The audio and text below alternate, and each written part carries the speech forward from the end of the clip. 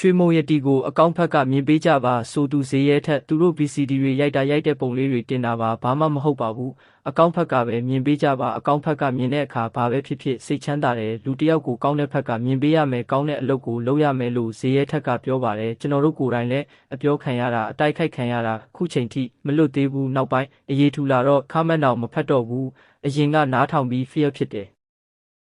အရေးထူလာတဲ့အခါစိတ်မကောင်းရုံကလွယ်ပြီးဘာမှမဖြစ်ဘူးကိုရေးမဲ့စာတာကြောင်းဒီကောင်းလားမကောင်းလားစဉ်းစားပြီးမှရေးစေခြင်းနဲ့ခွန်အားပေးတဲ့စာမျိုးလည်းဖြစ်စေခြင်းနဲ့သူသည်မိဘကိုလှုပ်ကြွေးနေတာဖြစ်တဲ့အတွက်မကောင်းတဲ့ဘေးကိုသူရောက်မှာမဟုတ်ပါဘူးသူ့ကိုနှက်ကောင်းနှက်မျက်တွေစောင့်ရှောက်မှာပါလို့ဈေးရဲထက်ကဆိုပါတယ်အဆိုပါအဆိုတော်တွေနေတဲ့ရွာစကားမရိုက်ခင်တုန်းကဒီစကားမှာဝစ်စားဆင်ရင်ထားတဲ့အဝစ်စားနဲ့ပတ်သက်ပြီးအစဲခံခဲ့ရတယ်လို့ဈေးရဲထက်ကပြောပါတယ်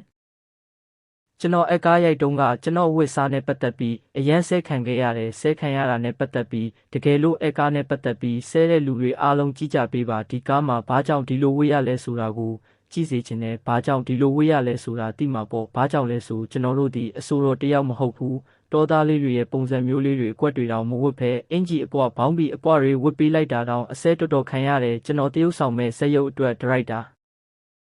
ဇညွန်းသမားတွေကိုမေးပြီးမှလှုပ်ဆောင်တယ်လို့ဈေးရဲထက်ကပြောပါတယ်။အန်ကယ်တို့အမားတို့နဲ့ရိုက်ရတာအရန်ခက်ခဲမရှိဘူး။ဘာလို့လဲဆိုသူတို့ကအရန်ယူသွတ်တာအစိုးရတင်မဟုတ်ဘူး။တရုတ်ဆောင်လည်းအရန်ယူသွတ်တယ်ဆိုတာတရုတ်ဆောင်အချင်းချင်းကြတော့နားလဲတာပေါ့။အမားနဲ့ပြီးလုံနိုင်တာတွေ့ရတယ်။အရန်လဲတော်တယ်လေးစားတယ်ဂုံယူဖို့လဲကောင်းတယ်လို့ဈေးရဲထက်ကဆိုပါတယ်။